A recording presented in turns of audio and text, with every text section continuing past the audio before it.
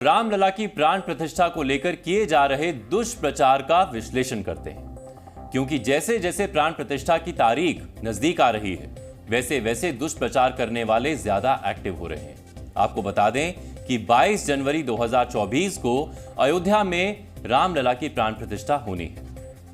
प्राण प्रतिष्ठा को लेकर राम मंदिर ही नहीं बल्कि पूरी अयोध्या नगरी में तैयारियां जोर शोर से चल रही हैं। पूरा देश मानो राममय हो रहा है और राम भक्तों को 22 जनवरी के ऐतिहासिक दिन का बेसब्री से इंतजार है, जब दोपहर 12:29 पर रामलला की प्राण प्रतिष्ठा होगी। लेकिन प्राण प्रतिष्ठा को लेकर दुष्प्रचार करने वालों ने नया सवाल अब उठाया है। प्राण प्रतिष्ठा को लेकर उनका कहना है कि अभी राम मंदिर का निर्माण ही पूरा नहीं हुआ है। ऐसे अधूरे मंदिर में प्राण प्रतिष्ठा करना उचित नहीं है। इसके पीछे दलील दी जा रही है कि अधूरे राम मंदिर में प्राण प्रतिष्ठा करना शास्त्र सम्मत नहीं है। कांग्रेस समेत कई दलों के नेताओं ने प्राण प्रतिष्ठा कार्यक्रम को राजनीति से प्रेरित बताकर इसमें शामिल होने से ही इंकार कर दिया। सोनिया गांधी और कांग्रेस अध्यक्ष ने तो लिखित तौर पर कहा है कि वो प्राण प्रतिष्ठा कार्यक्रम का हिस्सा नहीं बनेंगे। हमारी ये घोर आपत्ति है कि अपमानित किया जा रहा है हमारे शंकराचार्य जी, हमारे रामनंदी संप्रदाय को अपमानित किया जा रहा है। विश्व हिंदू परिषद ने कौन सा ठेका ले लिया धर्म का? उनका क्या अधिकार है इस राम मंदिर पर? ये हम लोगों का पैसा है, हम लोगों का चंदा है। और नरसिम्हा राव जी ने रामालय न्यास बनाया था। चारों शंकराचार्य जी और रामानंदी संप्रदाय के प्रमुख रामनेशाचार्य जी स्वामी जी, इनका रामालय ट्रस्ट बनाया जो आज भी कायम है। उसको अधिकार क्यों नहीं दिया निर्माण का? मंदिर का पूरा निर्माण हुए बगैर ये प्राण प्रतिष्ठा पहले क्यों की जा रही है, जबकि जून के अंत तक इसका निर्माण संभव था? क्या ये चुनाव को देख करके तो नहीं? और अगर इसमें राजनीति सम्मिलित है तो फिर सबको उस राजनीति के विरुद्ध बोलने का अधिकार है, चाहे कांग्रेस पार्टी हो या और पार्टी हो। विपक्षी नेताओं ने सवाल भी उठाए और कांग्रेस ने तो न्योता ही स्वीकार नहीं किया। अब सवाल क्या उठे? सवाल यह कि अधूरे मंदिर में प्राण प्रतिष्ठा का मुद्दा कैसे दुष्प्रचार की वजह बना। दरअसल इसी महीने उत्तराखंड ज्योतिष पीठ के शंकराचार्य अविमुक्तेश्वरानंद ने दावा किया था कि राम मंदिर के उद्घाटन कार्यक्रम में शामिल नहीं होंगे और इसकी वजह उन्होंने अधूरे मंदिर में प्राण प्रतिष्ठा किया जाना बताया था। अविमुक्तेश्वरानंद का कहना था कि प्राण प्रतिष्ठा का कार्यक्रम सनातन धर्म के नियमों को ध्यान में रखकर नहीं किया जा रहा। मंदिर अभी पूरा हुआ नहीं है और मंदिर पहले पूरा हो जाने दिया जाए। अभी निर्माण कार्य वहां पर चल रहा है। वो जो कह रहे हैं वो लोग अपना करें, उनको उनकी अपनी मजबूरी है। देखिए, हमारी मजबूरी कोई नहीं है, हम धार्मिक व्यक्ति हैं। हम चाहते हैं कि विधि विधान के साथ काम हो, पूरा मंदिर बन जाए, फिर प्रतिष्ठा हो।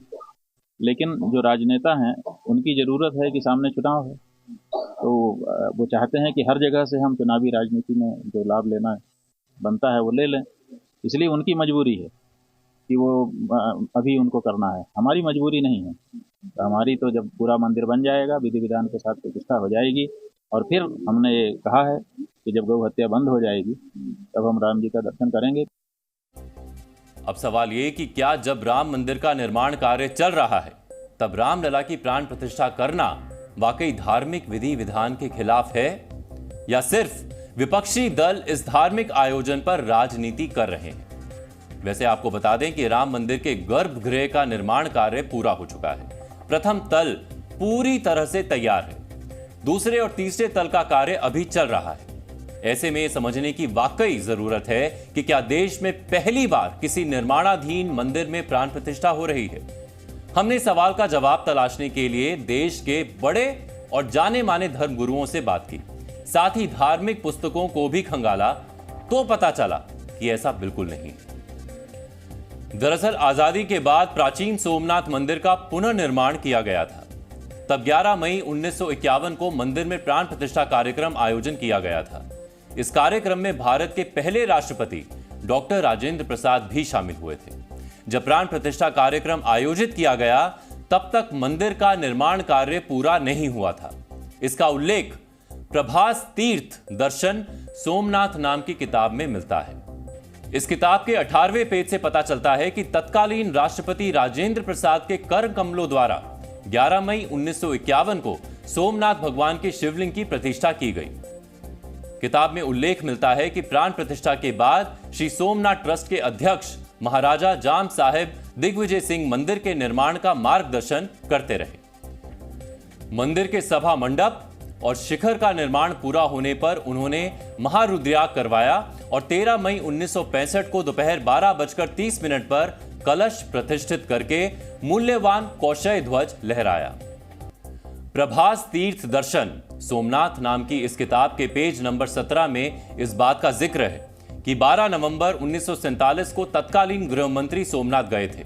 तब प्राचीन सोमनाथ मंदिर की दुर्दशा देखकर बेहद दुखी हुए थे।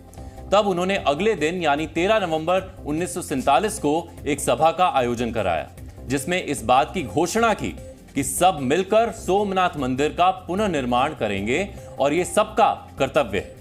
इस घोषणा के करीब 3.5 वर्ष बाद 11 मई 1951 को मंदिर में सोमनाथ भगवान के शिवलिंग की प्राण प्रतिष्ठा की गई। सोमनाथ मंदिर की ऑफिशियल वेबसाइट से भी इस बारे में महत्वपूर्ण जानकारी मिलती है। वेबसाइट के मुताबिक नया सोमनाथ मंदिर कई चरणों में बनाया गया और प्राण प्रतिष्ठा कार्यक्रम पहले ही कर दिया गया था। दरअसल नए मंदिर के 3 मुख्य भाग थे। पहला भाग शिखर था, दूसरा भाग सभा मंडप और तीसरा नृत्य मंडप था। मंदिर के पहले 2 हिस्सों का निर्माण 7 मई 1965 को पूरा हुआ था। पूरी तरह सोमनाथ मंदिर का पुनर्निर्माण 1 दिसंबर 1995 को हुआ था। इससे पता चलता है कि पहले भी भारत में अधूरे मंदिरों में प्राण प्रतिष्ठा कार्यक्रम हुए हैं। साधु संतों और धर्म गुरुओं का मानना है कि रामलला की प्राण प्रतिष्ठा विधि विधान को मानते हुए की जा रही है और इसमें कुछ भी गलत नहीं। सोमनाथ मंदिर का भी पुनरुद्धार हुआ था। वहाँ पर भी जो बर्बर आक्रांताओं ने भगवान के मंदिर को तोड़ा, उसका नुकसान किया, उसको भी बनाने के लिए उस समय भी कुछ राजनीतिक शक्तियाँ ऐसी थी जिन्होंने मना किया था कि प्रधानमंत्री को नहीं जाना चाहे, जबकि बाबू राजेंद्र प्रसाद डॉक्टर साहब गए थे।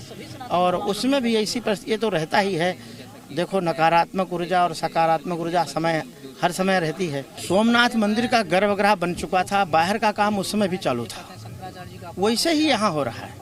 और खाली विरोध के लिए विरोध करना गलत है। यदि आपके विरोध करने से कुछ बदलाव आता है, परिवर्तन आता है, तो आप विरोध करिए। और अगर विरोध से कोई परिवर्तन नहीं आता है तो आपका विरोध मात्र विरोध के लिए रह जाता है। कि सोमनाथ मंदिर की ये स्थिति थी कि सोमनाथ मंदिर पूरी तरह से जीर्ण शीर्ण था।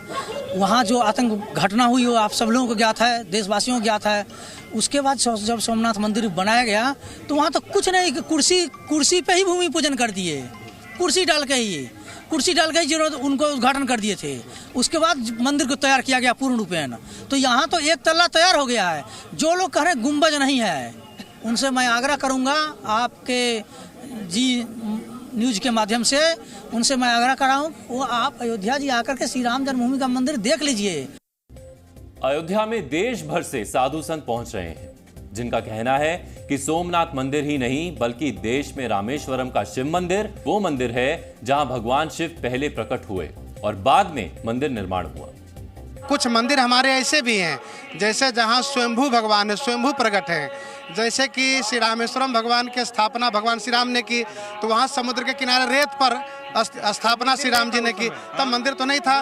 श्री राम जी ने लिंग थापि विधिवत करी पूजा, शिव समान प्रिय मोहिनी दूजा। शंकराचार्य जी को समझना चाहिए कि जब श्री शंकर जी की स्थापना की तब कहाँ मंदिर था। ऐसे में रामलला की प्राण प्रतिष्ठा से पहले इसे शास्त्र सम्मत ना मानना और कार्यक्रम को लेकर सवाल उठाना उचित नहीं लगता, वो भी ऐसे समय जब इस भव्य आयोजन को लेकर देश भर में खुशी का माहौल है और हर तरफ रामलला की प्राण प्रतिष्ठा को लेकर तैयारियां चल रही हैं। रामलला की प्राण प्रतिष्ठा को लेकर दुष्प्रचार सिर्फ राम मंदिर के अधूरे निर्माण को लेकर नहीं किया जा रहा, बल्कि कुछ लोग कह रहे हैं कि यह तारीख सही नहीं है। ऐसे में महाराष्ट्र के एक व्यक्ति ने प्राण प्रतिष्ठा की तारीख निकालने वाले वाराणसी के ज्योतिषी को पत्र लिखा और 2 अहम सवाल पूछे।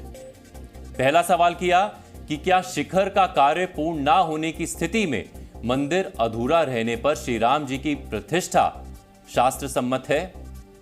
दूसरा सवाल किया गया कि 22 जनवरी 2024 को छोड़ अन्य मुहूर्त क्यों नहीं निकाला गया। पत्र महाराष्ट्र के पुणे जिले के बब्बन लक्ष्मणराव मस्के ने लिखा है और उन्होंने ये दोनों सवाल गणेश्वर शास्त्री द्राविड़ जी से पूछे हैं। गणेश्वर शास्त्री वही हैं जिन्होंने रामलला की प्राण प्रतिष्ठा का मुहूर्त निकाला है। गणेश्वर शास्त्री ने दोनों सवालों का विस्तार से 9 पन्नों का जवाब दिया है ताकि प्राण प्रतिष्ठा को लेकर उठाए जा रहे सवालों पर विराम लग सके।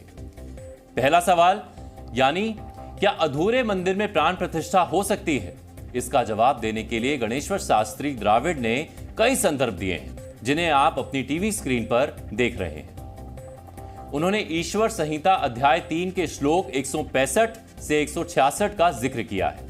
इसके अलावा बृहन्नारदीय पुराण पूर्व खंड के अध्याय 56 श्लोक 618-619 का संदर्भ दिया है। लिखित जवाब में कहा गया है कि लोक व्यवहार में एक मंजिल घर बनने पर वास्तु शांति करके लोग गृह प्रवेश करते हैं, जबकि बाद में घर का ऊपरी हिस्सा बनाते हैं। इसी तरह मंदिर देवगृह है, इसमें भी ऐसा ही नियम लागू होता है। अधूरे राम मंदिर में प्राण प्रतिष्ठा को लेकर एक और तर्क है। तर्क यह है कि मंदिर के दरवाजे लग गए हैं, गर्भगृह भी पूरी तरह से शिलाओं से ढका गया है, इसीलिए रामलला की प्राण प्रतिष्ठा में कोई दोष नहीं है। 22 जनवरी 2024 को मुहूर्त दिए जाने पर भी गणेश्वर शास्त्री ने जवाब दिया। उन्होंने बताया कि क्यों प्राण प्रतिष्ठा के लिए इसी विशेष दिन को चुना गया। लिखित जवाब में बताया गया कि सोमवार मृगशीर्ष नक्षत्र के दिन सर्वोत्तम मुहूर्त है, इस वजह से इस दिन को लिया गया है। गणेश्वर शास्त्री ने 22 जनवरी के मुहूर्त को लेकर तर्क दिया कि पहले मंदिरों में प्राण प्रतिष्ठा को लेकर जल्दबाजी में जो मुहूर्त दिए गए उनमें कहीं ना कहीं कोई कमी रही, इस वजह से मंदिर टूटते रहे। इसीलिए रामलला की प्राण प्रतिष्ठा के लिए 22 जनवरी सबसे शुभ दिन है और सबसे शुभ मुहूर्त है, इसीलिए इस दिन को चुना गया है। मंदिर के अधूरे होने और प्राण प्रतिष्ठा के समय को लेकर जो सवाल दुष्प्रचार के लिए उठाए जा रहे हैं, उम्मीद की जानी चाहिए कि अब वो खत्म हो जाएगा। जी न्यूज़।